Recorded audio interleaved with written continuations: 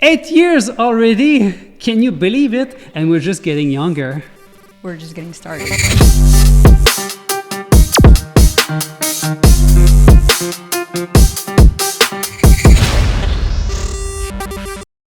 We've been doing light painting for longer than this, but it's kind of the date now that's like it's the reset point where we revisit what we did during the year. We don't celebrate on our birthday. We don't celebrate on January 1st. We celebrate when it's a tube light painting anniversary because it was a major turning point in our lives. Yeah, and it keeps having a huge impact on our lives. So we like to kind of take a step back and have a look at what we've done over that period of time every year, because it gives us a good idea of what we accomplished, what we've learned, what we discovered, and where we want to go from here. So yeah, and I thought that for this year would be fun to show a picture from our first session and one picture from our latest one that was in Chile not long ago. But let's not make it about us only. Let's make it about you, because I thought if we do it for our work, let's see what you guys did. What was the first year where you did tube light painting? Show us an example and show us your current work from your latest session from this year. So I asked the group to get a few pictures, and I got so much more than I was expecting. I'm not going to be able to show everything, but I'll put the most dramatic ones. Yeah, to kind of really see the progress and how we all evolved between the first and the last picture that we created. And for some of you, it's been almost as long as us, right? For years. And for others, it's been only like a few weeks. Mm-hmm. And this is really exciting for us to see that the community is still growing and is expanding. And as we are, I hope so, explaining a little bit better than we were 8 years ago, maybe it's easier for you to learn, we hope.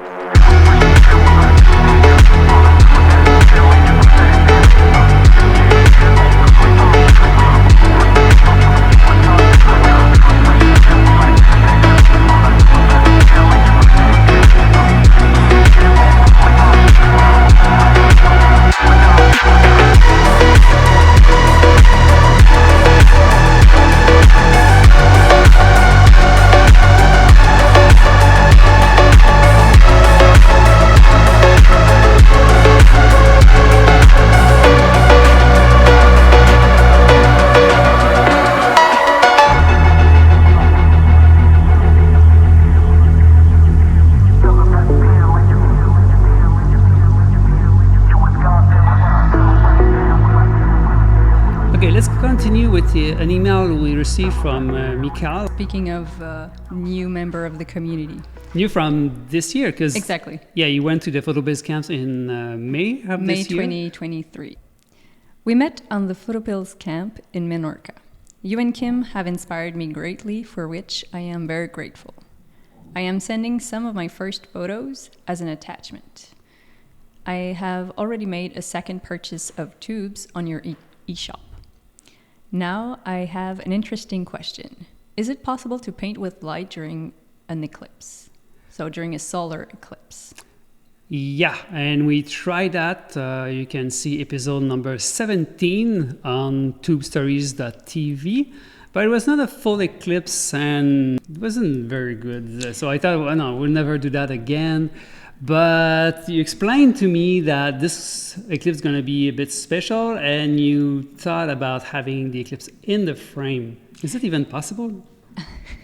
Well, I would have to check, but when we tried, it was not a full eclipse, and the sun was very high. It was near zenith, I think. Mm-hmm. So I was just thinking, if the eclipse happens when the sun is lower, it would be great to actually have it in the frame behind the light painting, just like when we use the moon, for instance, when we use the full moon in the frame.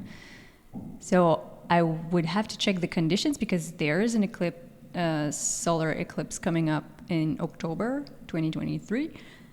And if the conditions align, that would be great. Okay, so are we going there? Are we going in Vegas to shoot the eclipse? Let's buy some tickets now. Yeah, but that's not the reason why we're reading your email. The reason is because you also sent us some of your pictures from your first sessions, and these are so good. Our jaws drop. Yeah, so with Michael's permission, we're showing you images from his first session. So does it mean that it's really worth it to go to the PhotoPace camp? I think so. Have a great time and say hi to Kim. I'm a big fan of yours. Finger crossed. For the eclipse. Yeah, exactly. Great. Okay, we love receiving these emails. Send us your stuff. And quick recap of the year. We might start doing that every year. I don't know. Fireworks.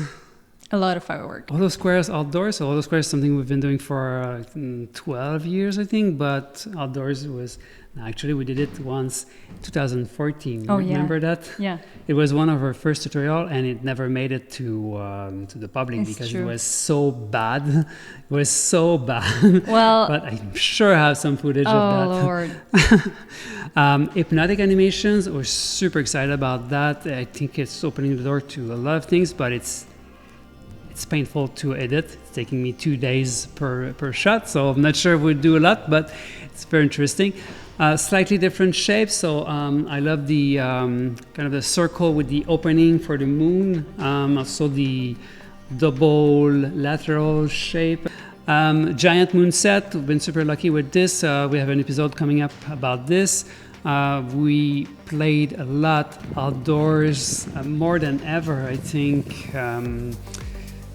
Crazy because there's always something else, something unexpected that happens, something that we think about that made us go back on the field. You wrote, when we think we did it all, there's more to discover. Exactly. That's in your notes for this video. Yeah, and the thought behind this was since we spent a lot of time outdoors, at some point it's easy to feel like maybe we're repeating ourselves or doing the same thing, but it's exactly, I think, at that moment when we think we might be doing the same thing that we kind of open that door for something new to experiment with. And I think it was totally worth it because, as you said, like the Polo Square outdoor, the hypnotic animations, all this, the different shapes, it all comes from spending a lot of time outdoors and repeating and playing. We went to Spain, Bolivia, Chile, Mosquito Island, New Mexico, California, Oregon, a lot of time in the winter, close to home, like in a two-hour radius probably from home. We went to Vietnam, but we didn't do any outdoors light painting this time, but we played on a stage. We did a performance using 72 cameras, and that's something we were hoping for so long.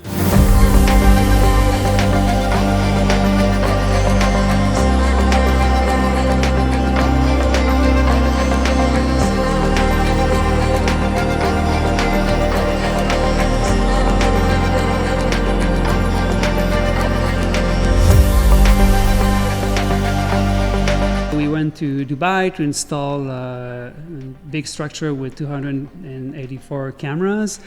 We started to do some glitchy 360 light painting shots. It's kind of an edit with multiple shots where we do 5 exposure using different techniques, and we combine everything into a glitchy shot. Mm-hmm. It's a similar idea than the hypnotic animations in the process, meaning we do many light painting shots and many different images, and then we combine them. But the 2 previous episodes, 218 and 219, are about this technique. Yes. And there will be a short documentary about this glitchy technique in 360 coming up probably in the next one. It's been ready for 5 months already. Yeah. And what about your project? Oh yeah. Timeless. So we've been doing dance improv for years. Right before light painting, it was always a kind of a way to connect together, Eric and I, and also to connect to the environment and or just an excuse to travel. Exactly. But for the past year and a half, I think, I decided to kind of dig deeper and commit to my own process within these sessions. So it's called Timeless, as you said, and it's a very, I'll say like it's an intimate project where I keep exploring like connectedness with the environment and the connection between human and nature, but also like concepts of transformation and then in-betweens. So it's very, as I'm kind of performing in an empty space with only Eric as an audience. So it's as if I'm dancing alone by myself in the desert. But as I do so, like we capture these moments of intimate performance. And for me, it makes a lot of sense with what we do, because it's really in the same line of what we've been doing for years, but now I'm just kind of digging deeper in that specific part of our creative journey. I'm enjoying the process very deeply. Same. What's coming next? Of course, going to be a lot about the studio, because we will try to travel a bit less for the next month, because we really need to edit those hundreds of videos, thousands of images. But also, we invested in a white studio. That's another very exciting thing. So it's right behind us, and that's on top of the black one that we have in the full 360. So we're going to end up with this, and to show you a little bit of the first session we did in there. So that's the camera filming, and let's go.